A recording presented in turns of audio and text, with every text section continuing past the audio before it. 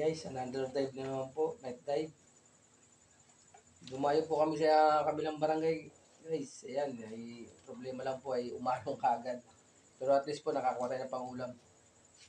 Marami pong namamana doon sa pinagdayuhan po namin. Pero po, kahit paano po nakahuli ako at bago humangin. Ayan. Ito po yung ating nahuli. Ayan, meron rin po tayong may ulam para bukas. Ayan. Ngayon guys, oh.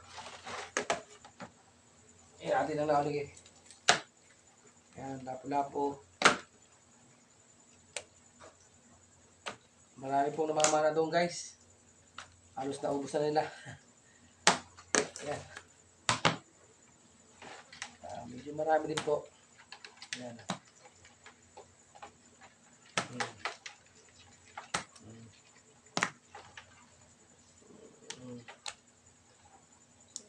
Ayan po guys. Doon tayong nakuha ang alimasag na 4 na piraso.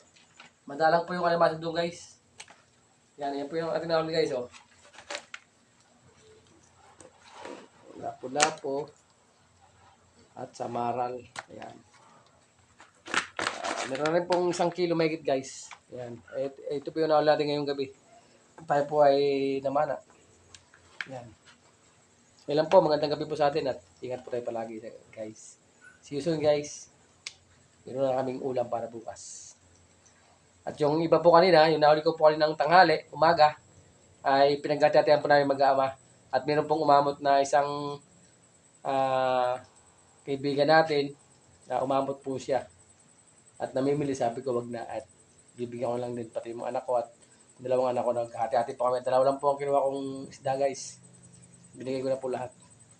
Yan, at meron naman tayong ulam ngayon panibago guys. So, yan lang po. Magandang gabi po ulit at ingat po tayo palagi.